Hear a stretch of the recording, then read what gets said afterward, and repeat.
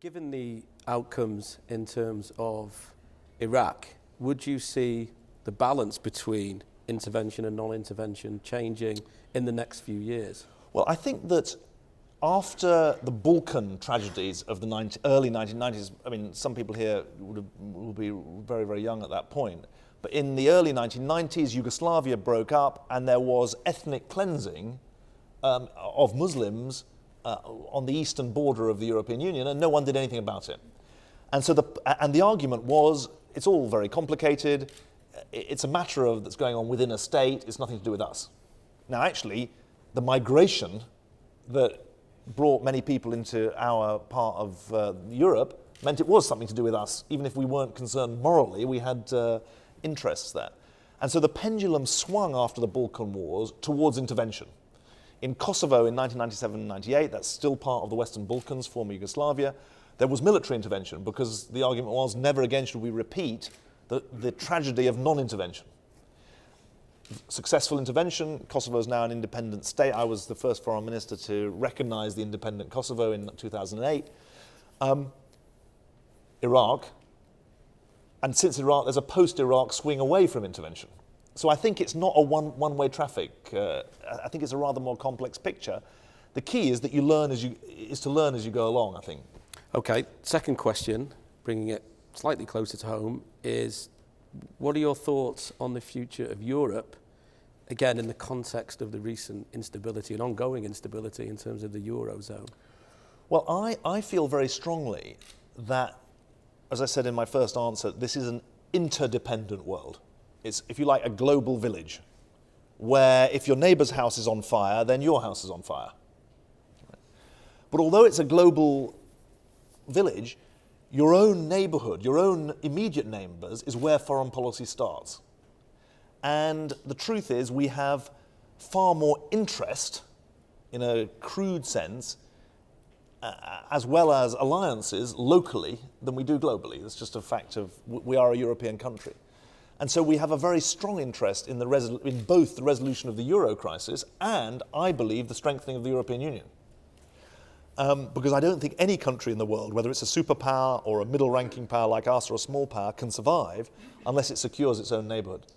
And so I think your question really has two aspects. One is, how's the euro crisis going to get resolved? And secondly, how is the European Union going to renew itself? In respect of the euro crisis, it's really important, I don't know how many people here are in the economics department, but the euro crisis started as a 50 billion euro Greek economic crisis.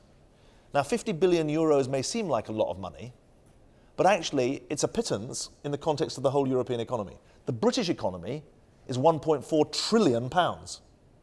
The European economy is probably 10 or 12 trillion euros. So 50 billion euros is a small problem. And because it hasn't been resolved, essentially because the solvency of Greek public finances have not been addressed, it's become a much bigger problem. The chief executive of the IMF said today that the euro crisis now threatens the global economy with a global slump. And the reason is that the 50 billion euro Greek crisis has become a 1 trillion euro European crisis because it hasn't been resolved. Why? Because the markets think that if the European Union isn't able to solve Greece's problems, then it's not going to be able to solve Italy's problems or Spain's problems or even, dare they say it, France's problems. And that's the contagion effect that you have to understand. What is the economic answer to the Greek problem? It's actually pretty simple. The European Central Bank has to have the funds to fight market speculation. Secondly, all of the strong countries of the European Union have to take joint liability for all of the Eurozone, have to take joint liability for the debts of the debtor countries because they're benefiting from the creation of a Eurozone. And thirdly, you need those debtor countries to take on responsibilities to sort out their debts. And if those, and I think we can come back to this, I don't know if there's anyone here from Greece, but Greece has a particular set of problems. It's essentially insolvent. It has two industries, really, olive oil and tourism. Its shipping industry pays no tax in Greece because they're all registered offshore. So there's a real solvency issue for the Greek state. But I think for Italy and France and Spain, those are countries with massive potential to grow. Now, that is related to, but separate from, the question of what's the future of the European Union and what's the position of Britain in it. Do you want me to answer that as well or not? Well, and also, I mean, what is your position in terms of the role that the current Prime Minister is playing in terms of the debates about Europe? I believe very strongly that we're a European country, and I think Britain is stronger in a strong Europe, and I think Europe is stronger if Britain is strong in Europe. And what the Prime Minister has done is not veto anything. What the Prime Minister did was walk out, which is different from vetoing. Vetoing means you stop something happening. And he said, he's called it a veto because he said he was stopping the European Union countries, the other countries of the European Union, doing anything. Well, he hasn't. They're going on doing with their fiscal pact. It's just that we're not making any voting contribution to it. So he's walked out. And I think that's left Britain looking very weak because we have essentially said that we think we can insulate ourselves from the decisions, economic, social, political, from the rest of the European Union. I think that's wrong. I think it was a tactical and strategic blunder in diplomatic terms. I think he thinks it was a tactical triumph in political terms because the Conservative Party is so phobic about the European Union that he didn't want to take a bill through Parliament that involved any change within the European Union. So I think he made a big mistake. His argument is, don't worry, Europe's not going to be so important in the future. We should be concerned about India and China. My argument is you'll be taken much more seriously in India and China if you're strong in Europe. And that's why I think we're in a very delicate and dangerous position for Britain at the moment, because we've become, in the words of a diplomat of another country, there's a toxicity associated with Britain's brand in Europe, which means it's going to be far harder to get our way on the things that really matter for the European Union, which is sorting out its budget, taking forward the single market, developing a proper industrial policy, strengthening its foreign policy. I'd like to move back to kind of global politics and international policy, and especially ask you about our ongoing relationship with the United States and the so-called special relationship. I was watching some of the Republican primaries over recent weeks, and there's a real kind of rhetoric there amongst Republican candidates about intervening in Iran. So it's back to this question about intervention. I mean, how do you see American foreign policy developing in the next few years, given that there will be an election? And how do you see the special relationship developing? Well, I think that, I think President Obama's likely to win, but far from certain to win. I mean, each party in American politics starts with 47% of the vote. I mean, 94% of American voters have already decided who they're going to vote for. So it's bound to be close.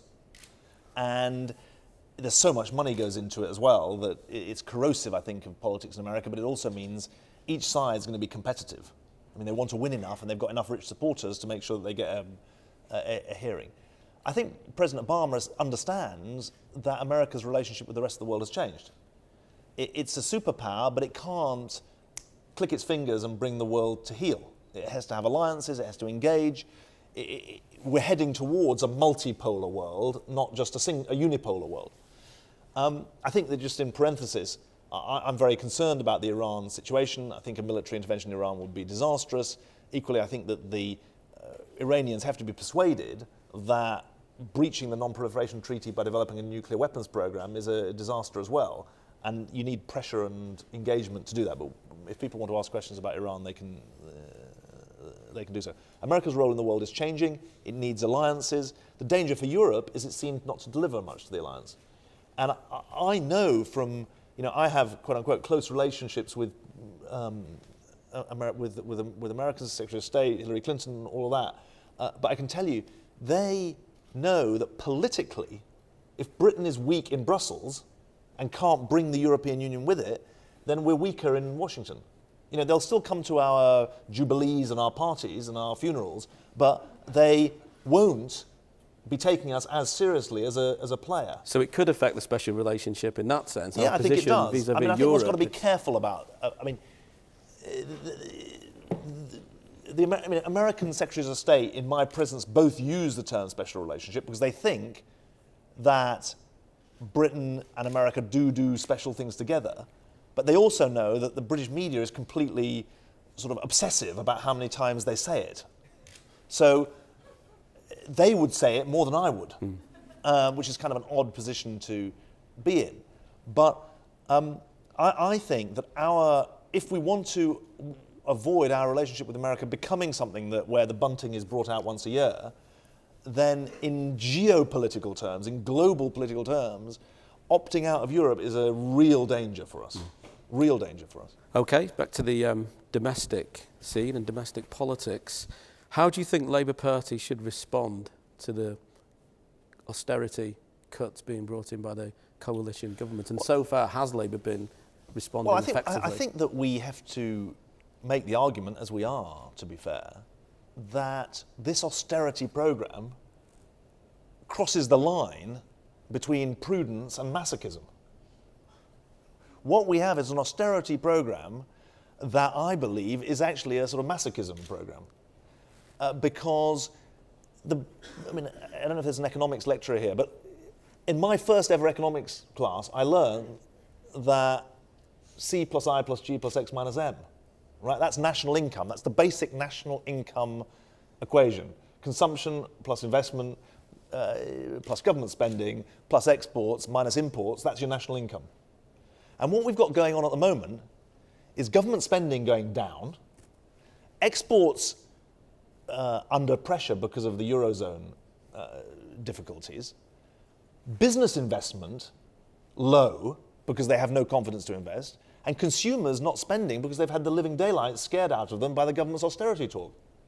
So if you put those factors into the equation, it's not a surprise that the Office of National Statistics announced today that the British economy shrunk in the last quarter of 2011. And we do need to tackle the budget deficit. But if we do it in such a way that we kill off growth, then actually we're going to find that we end up in a vicious circle where the deficit grows rather than falls. And you end up having to cut more to avoid the debt going up. And actually what the Tories have found, the current government have found, is that they're the government that's taken the debt above £1 trillion. It's just been announced this week. Because growth is so low. And I think we have a fundamental quarrel with the way the government have gone about it. Now, we also, though, have to be honest about what happened under our period in office. We did not create the global financial crisis. It was a financial crisis born on Wall Street, not in Downing Street. But equally, the claim that a Labour government had ended boom and bust was wrong. It was misguided because in a market economy you can't end boom and bust. And the fact that we didn't bring in an Office of Budgetary Responsibility to provide independent oversight of the figures and when the economic cycle was wrong. And we shouldn't have predicated our spending plans on continued growth because that wasn't, you can't always assume good news. So I think there are both sides to that.